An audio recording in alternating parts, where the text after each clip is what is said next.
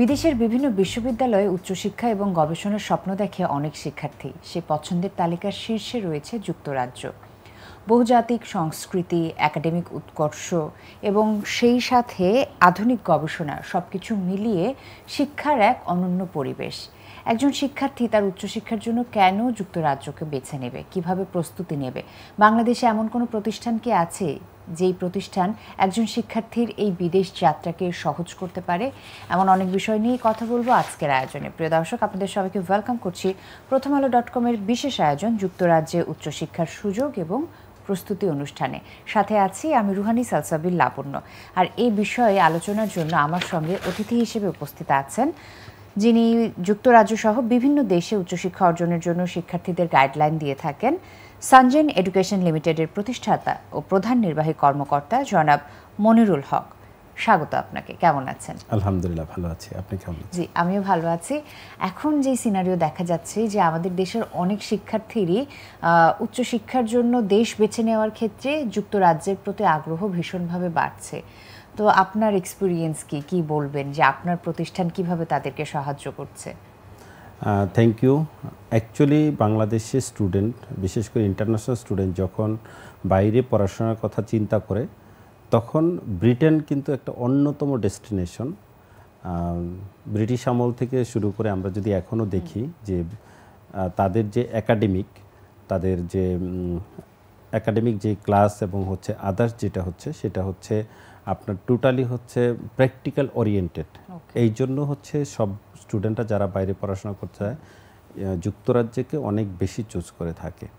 আর Bangladeshi student আমি যদি চিন্তা করি অথবা আপনি দেখেন, প্রথমেই আরও যদি 100 বছর আগেও চিন্তা করেন তখনও বলতো যে বিলেতে স্টাডি করতে যাব। তো বিলেত একটা ব্যাপার ছিল, একটা সময় ছিল ম্যাক্সিমাম স্টুডেন্ট যারা হচ্ছে ব্যারিস্টারি পড়ার জন্য ইংল্যান্ডে যেত।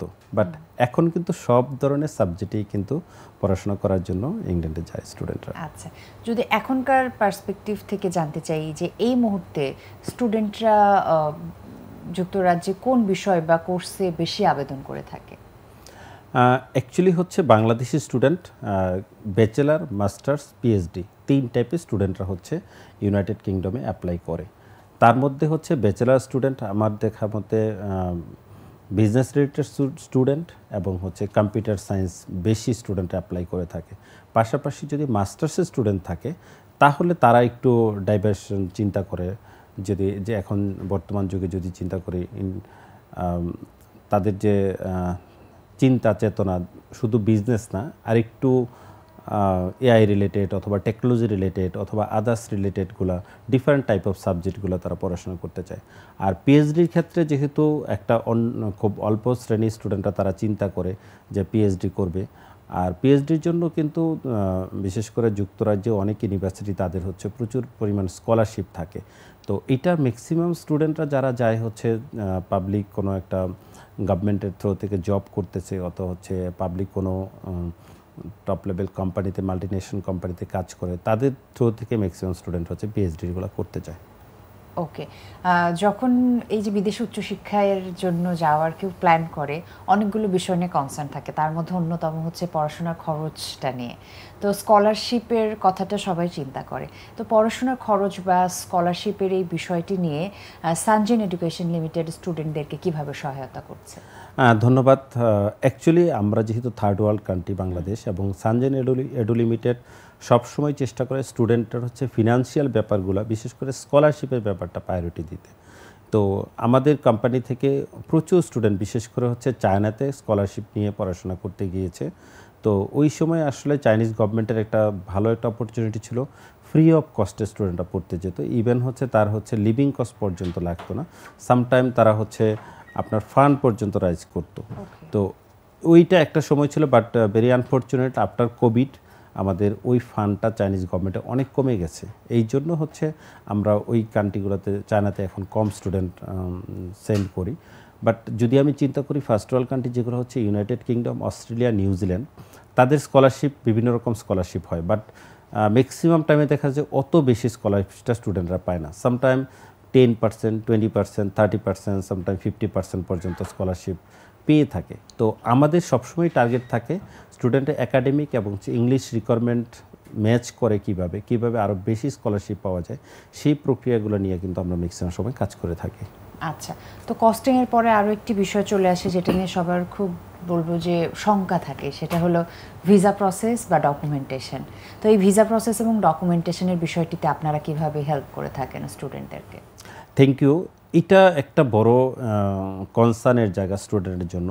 ইউনাইটেড কিংডম এই কান্ট্রিতে স্টুডেন্টের জন্য আমি মনে করি এত বেশি হ্যাসেল নিতে হয় না, বিশেষ করে ফিনান্সিয়াল ডকুমেন্টসের জন্য। একটা স্টুডেন্টের হচ্ছে সাপোজ এক্সাম্পল যদি তার টিউশন ফিস থাকে 15,000 আফটার স্কলারশিপ অথবা 12,000 আফটার স্কলারশিপ, এই ফিসের কত পেমেন্ট স্টুডেন্ট এখন দিয়া পেড করলো, আর হচ্ছে তার একটা লিভিং কস্ট থাকে সেটা 12,000-এর মতো, এটা একটা নির্দিষ্ট ইয়া থাকে। তো ওই দুটা মিলিয়ে যে ফিস ইয়াটা আসে, কস্ট আসে, ওইটা 28 ডেজ এনি ব্যাংকে রাখলেই কিন্তু এটা ম্যাচুরিটি হয়ে যায়। সো এটার জন্য আর্নিং সোর্সের জন্য তেমন কোনো ডকুমেন্টস দেখাতে হয় না। এই জন্য শুধু স্টুডেন্টরা হচ্ছে ব্যাংকে টাকাটা রেখে 20 ডেজ পরে ম্যাচুরিটি দিয়ে যদি সে অ্যাপ্লাই করে তাহলে কিন্তু সে ভিসাটা পেয়ে যায়। এই ক্ষেত্রে আমাদের স্টুডেন্টের জন্য কনসার্নের জায়গাও একটু কম। আর সানজেন এডু লিমিটেড তো তাকে সবসময় হেল্প করতেছে যে কোনো ইস্যুতে উইদাউট এনি সার্ভিস চার্জ। আমরা কিন্তু স্টুডেন্টের কাছ থেকে কোনো সার্ভিস চার্জও নিচ্ছি না এই প্রক্রিয়াটা সম্পন্ন করার জন্য।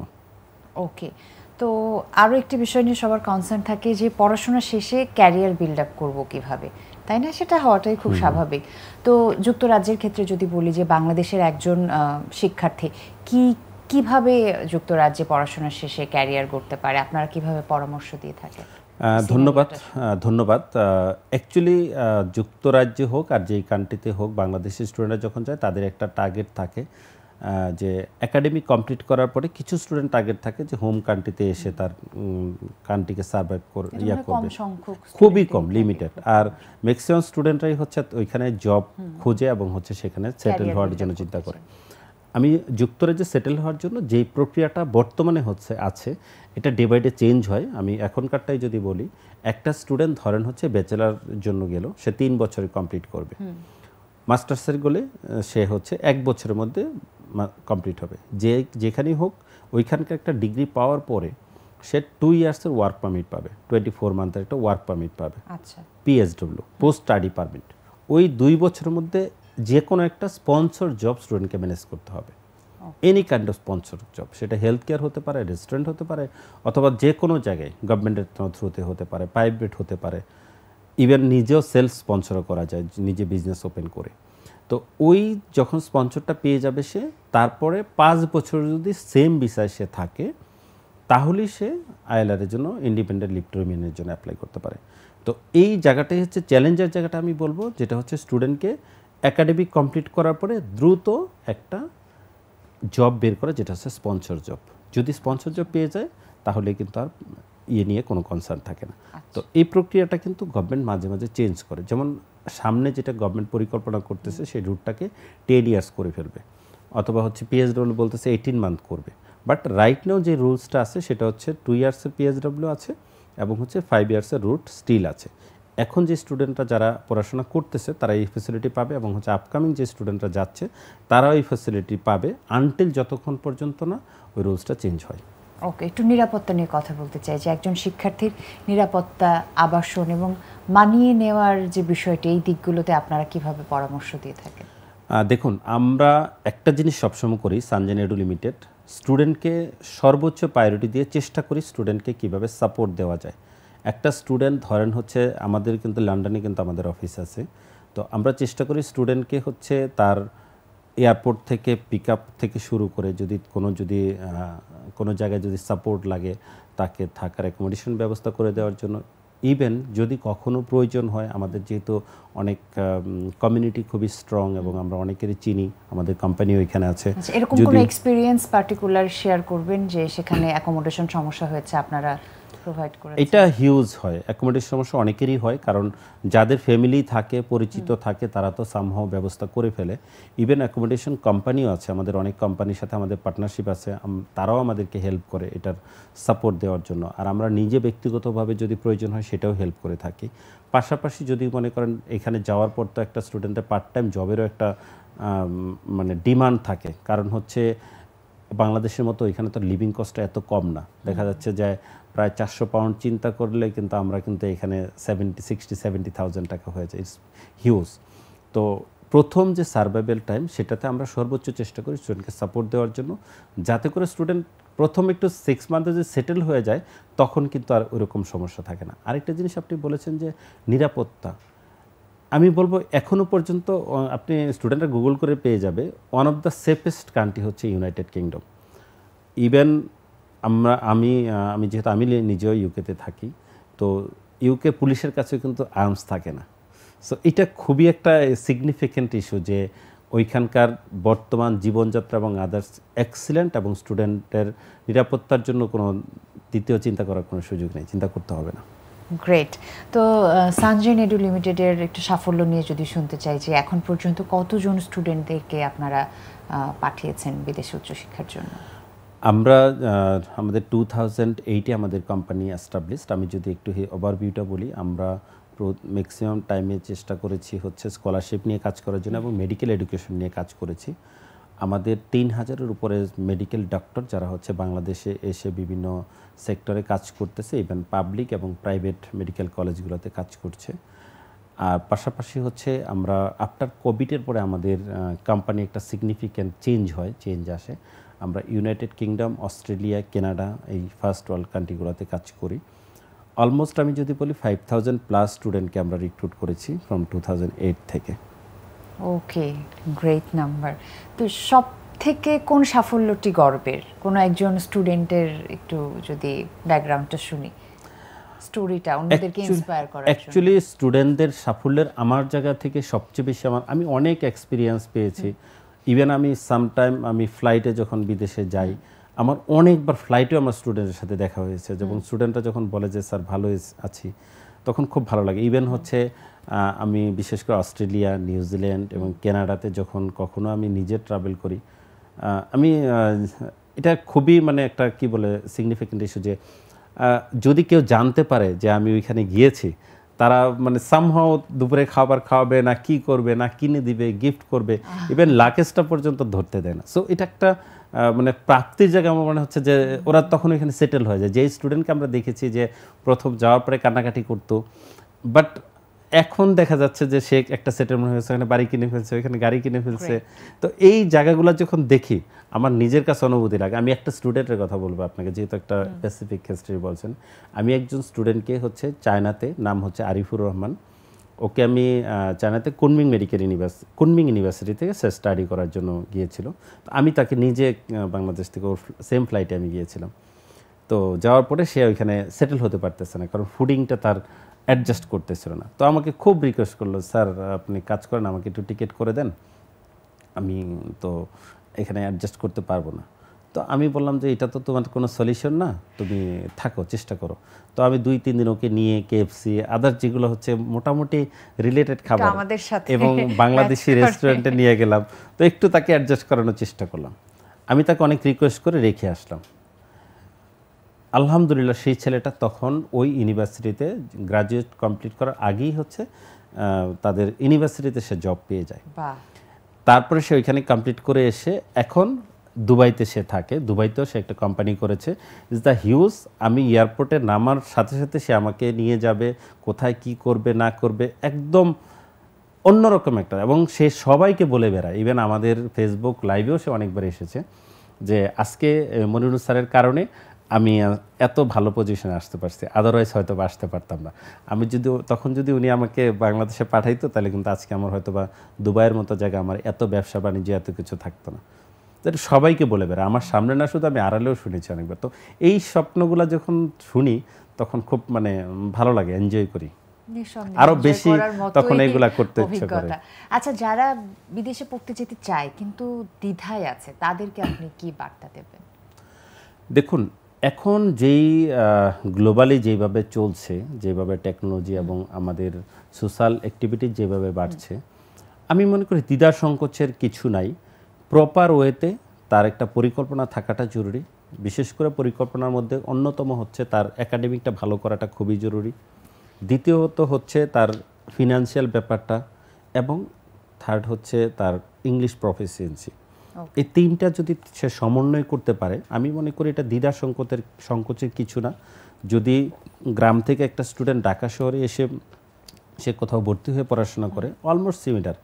রাইট নাও এটা একটা গ্লোবাল ভিলেজ, পৃথিবীটা খুবই ছোট হয়ে আসছে। আমরা কিন্তু খুব বেশি চিন্তা করার কিন্তু কিছু না, আমরা ভিডিও কলে কথা বলতে পারতেছি। আগে যেটা হতো, যদি আমি 20 ইয়ার্স এগো চিন্তা করি, চিঠি পাঠাইতে হইতো। সো তখনও কিন্তু মানুষজন কিন্তু বাইরে যাইতো, বাট এখন তো একদম মানে ওপেন হয়ে গেছে, টেকনোলজি থেকে শুরু করে সব কিছু মানুষ, ইনফরমেশন বিশেষ করে সব স্টুডেন্টরা এবং সবাই কিন্তু জানে। তো দ্বিধা সংকোচের কোনো ইস্যু নাই। আর বাইরে যদি পা না ফেলে তাহলে হচ্ছে সাকসেসটা এটা অবশ্যই ডিফিকাল্ট। গ্রামে থাকলে গ্রামের মতো সাকসেস শহরে যখন আসবে একটু ইমপ্রুভমেন্ট হবে। যখন সে এই শহর ছেড়ে যখন পৃথিবীর গণ্ডি অন্য দেশে যাবে, তখন তার বন্ধু হবে কোথায়? ফিলিপাইন্সের, তার বন্ধু হবে ব্রাজিলের, তার বন্ধু হবে আর্জেন্টিনার, তার বন্ধু হবে আমেরিকান। তখন কিন্তু সে বিভিন্ন তার ল্যাঙ্গুয়েজ সম্পর্কে জানবে, কালচার সম্পর্কে জানবে, ফুড সম্পর্কে জানবে। পৃথিবীটাকে আরেকটু মানে নতুন করে আবিষ্কার করার একটা আমি মনে করি সুযোগ আছে। তো ওই দ্বিধা সংকোচের খুব বেশি শোনাই এখন। আচ্ছা, তো যারা বিদেশে উচ্চশিক্ষার জন্য প্রস্তুতি নিচ্ছে তাদের কোন বিষয়গুলোতে সচেতন থাকা জরুরি? বিদেশে প্রস্তুতি নেওয়ার জন্য আমি অলরেডি বলেছি, যেটা হচ্ছে স্টুডেন্টকে অনেক লেটে না চিন্তা করে, যদি ড্রিম থাকে যে আমি ব্যাচেলার করব, অ্যাটলিস্ট ব্যাচেলার করার 2 ইয়ার্স আগে থেকে তার একটা পরিকল্পনা, 10 ক্লাস হওয়ার পর থেকে একটা প্রি প্ল্যানটা থাকা উচিত। কেননা প্রি প্ল্যানটা এই কারণে যে আমি কি ডাক্তার হব, না ইঞ্জিনিয়ার হব, না অন্য কোনো সাবজেক্টে পড়বো, না কি করব, সেটা যদি তার প্ল্যানটা থাকে তাহলে সে ওইভাবেই প্ল্যান করতে পারবে কোন ইউনিভার্সিটি এবং কোন দেশটা সে যাবে। এবং হচ্ছে পাশাপাশি তার একাডেমিকটা স্ট্রং করতে হবে। যদি একাডেমিক স্ট্রং না করতে পারে তাহলে তো সে আসলে এটা এলিজিবলই হবে না। পাশাপাশি ইংলিশ ল্যাঙ্গুয়েজটাকে করতে হবে এবং তার ফিনান্সিয়াল ক্যাপাবিলিটিটাও এর মধ্যে স্ট্রং করতে হবে। বাবা মার অবস্থা কি সেটা একটু মানে বুঝতে হবে। ওই জায়গাগুলোকে যদি সে ঠিকমতো দেখাশোনা করে, আমার মনে হয় খুব বেশি প্রবলেম হওয়ার কথা নেই। আচ্ছা, সানজান এডু লিমিটেড ভবিষ্যতে কোন বিশ্ববিদ্যালয় বা কোন দেশ নিজেদের সাথে যুক্ত করার পরিকল্পনা করছে? আলহামদুলিল্লাহ, আমি মনে করি ফ্রম 2008 থেকে আমরা এখনো পর্যন্ত আমাদের ইউনাইটেড কিংডম 28 ইউনিভার্সিটি আমাদের কাছে পার্টনারশিপে আছে। আমি চাই অ্যাটলিস্ট এভরি ইউনিভার্সিটি যেন আমাদের পার্টনারশিপে থাকে। আর অস্ট্রেলিয়া এবং নিউজিল্যান্ড ম্যাক্সিমাম ইউনিভার্সিটি যেন আমাদের পার্টনারশিপে থাকে। আর আমার একটা স্বপ্নের জায়গা আছে, আমি চাই যে হচ্ছে এই এডুকেশনটাকে আরও কিভাবে কাছে নিয়ে আসা যায়, আরও কীভাবে ফাস্ট করা যায়, আরও কীভাবে সুপার সার্ভিস দেওয়া যায়, আরও কীভাবে ওয়ান স্টপ সলিউশন করা যায়। অ্যাপসের মাধ্যমে অ্যাপ্লিকেশন করবে, সাথে সাথে অ্যাপ্লিকেশনটা হয়ে যাবে। শুধু অত বেশি দ্রুত চিন্তা করবে, অলরেডি আমাদের কাছে এই টেকনোলজিটা আছে। এবং স্টুডেন্টদেরকে কিন্তু এখন আমরা যেটা করি, কাউন্সিলিংয়ের জন্য অফিসে আমাদের যেতে হয় না, আমরা অনলাইন কাউন্সিলিংটা বেশি প্রিফার করি। তো আমি চাই যেন হচ্ছে বিশেষ করে শুধু শহরে ভালো ফ্যামিলি যাদের ফিনান্সিয়াল ব্যাকগ্রাউন্ড আছে তারাই যে যাবে সেটা না। এভরি স্টুডেন্ট, প্রত্যেকটা ড্রিমকে আমরা রেসপেক্ট করি, সেটা একটু কোয়ালিফাইড হোক, একটু নন কোয়ালিফাইড হোক, অথবা একটু গ্রামে হোক, যেখানেই থাকুক, প্রত্যন্ত অঞ্চল থেকে হলেও যেন স্টুডেন্টদেরকে আমরা সেই সেবাটা দিতে পারি, গ্লোবালি এক্সপোর্ট করার একটা সুযোগ করে দিতে পারি, প্রত্যেকটা স্টুডেন্টের ড্রিমকে যেন বাস্তবে রূপান্তরিত করতে পারি। এই স্বপ্নগুলো সানজান এডু লিমিটেড দেখে এবং আমি নিজেও দেখি। গ্রেট। তো কথা বলতে বলতে একদম শেষ দিকে চলে এসেছি। Thank you so much for giving us time. আশা করছি আজকের কনভারসেশন যারা বিদেশি উচ্চশিক্ষার জন্য স্বপ্ন দেখছে তাদেরকে কোঅপারেট করবে। আমি অবশ্যই সর্বশেষ প্রথম আলোকে ধন্যবাদ জানাতে চাই এত সুন্দর একটা প্ল্যাটফর্ম আমাকে তৈরি করে দেওয়ার জন্য। আর পাশাপাশি হচ্ছে প্রথম আলো যে লাস্ট যে একটা এক্সপোটা করেছে ইজ দ্য ত্রিমেন্দাস, এবং হচ্ছে এই জাতীয় কন্ট্রিবিউশন যদি করে আরও বেশি যখন প্রচারণা করবে, আমি মনে করি স্টুডেন্টের জন্য এটা অনেক বড় একটা জায়গা তৈরি হবে, বিশেষ করে বিদেশি উচ্চশিক্ষার জন্য। Thank you once again. প্রিয় দর্শক, আপনাদেরকে অনেক ধন্যবাদ এতক্ষণ আমাদের সাথে থাকার জন্য। আশা করছি যারা যুক্তরাজ্যে উচ্চশিক্ষা এবং গবেষণার জন্য স্বপ্ন দেখছেন, আমাদের আজকের কনভারসেশন আপনাদের জন্য সহায়ক হবে। আজকের মতো আমি রুহানি সালসাবিল লাবণ্য বিদায় নিয়ে নিচ্ছি। সবাই ভালো থাকুন, শুভকামনা আপনাদের সবার জন্য।